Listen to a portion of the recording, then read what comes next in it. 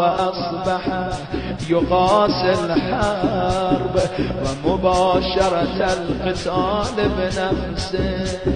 قد غشيته الأعداء من كل جانب بالسيوف والرماح وآلة الحرب. يتقعقع في الحديد قد بلغ مجهودا، لا يعرف حيلة ولا يجد مهربا. قد أدنف بالجراحات أو متشحما بدمه تحت السنابك، والأرجل يتمنى شربة من ماء أو نظرة إلى أهله وولده لا يقدر عليها.